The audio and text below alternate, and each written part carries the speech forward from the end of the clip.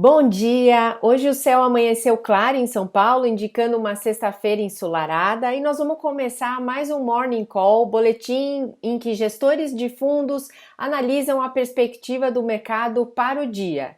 E hoje eu estou aqui com o Fábio Passos, da Indosuez. Bom dia, Fábio!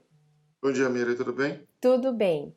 Fábio, vamos começar falando do mercado externo. O presidente Donald Trump resolveu impor uma barreira, inicialmente de 5%, né, ao México, e isso pode ir aumentando gradativamente. Como é que o mercado externo está reagindo a isso?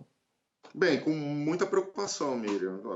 Vamos combinar que o Donald Trump tem que se tornar um especialista em guerra comercial. A gente ainda nem saiu, não resolveu a guerra com a China. Acho que está tomando proporções cada vez piores pela demora na sua resolução.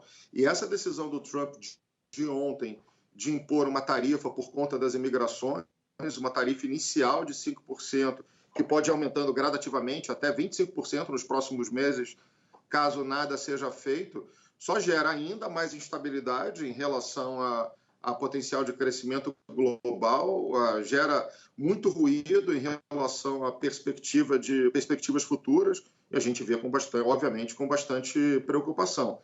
E o Trump está num momento muito delicado, porque ele não vai conseguir manter a política de estímulos que ele vinha mantendo no passado. A curva, quando a gente olha para a curva futura de juros americana, ela já está uma curva invertida, quer dizer, tecnicamente o que isso significa é a curva longa está com menos prêmio, está com menos juros do que a curva curta, o que normalmente funciona como um indicador futuro de recessão. Ainda é muito cedo para conseguir carimbar alguma coisa nesse sentido, mas é um cenário preocupante. O cenário externo, que vinha sendo um ponto favorável para o Brasil, começa a ligar o alerta amarelo e começa a ficar muito mais preocupante.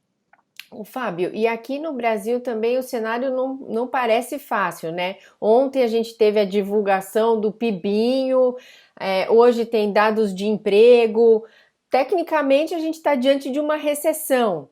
E o Congresso também se mostra muito difícil, né, de ler esse Congresso. Ontem apareceu uma previdência alternativa, uma nova proposta. Como é que o mercado está lendo esses sinais?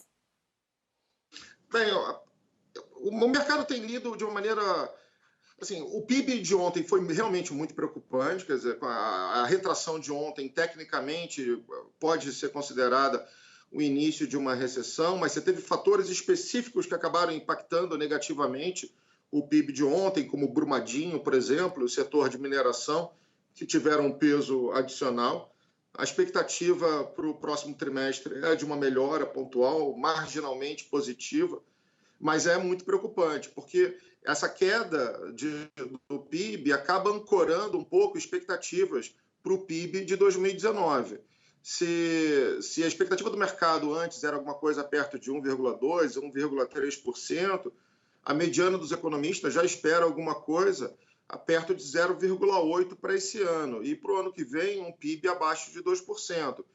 Então, o que isso vai acabar significando é o governo vai precisar fazer um pouco mais para conseguir fazer com que a reforma gere esse boost de confiança que é esperado pela reforma. Porque o grande problema é o seguinte, né?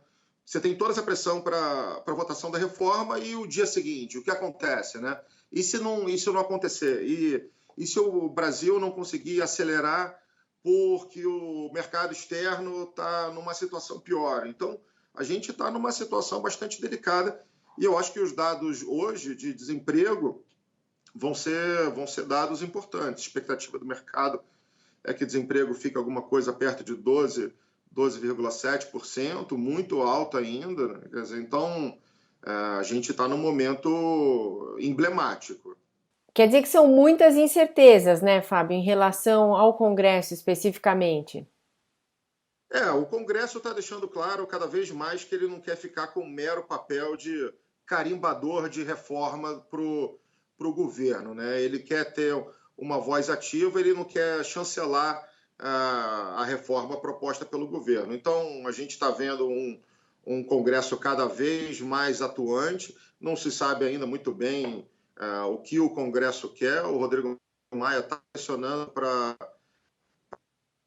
a votação da comissão especial sair ainda esse mês, e aí o ônus vai ficar com o governo de conseguir os votos necessários para aprovação da reforma, mas ainda é um grande ponto de interrogação. Nós vamos seguir então acompanhando. Fábio, muito obrigada. Um bom dia para você. Bom dia, Miriam.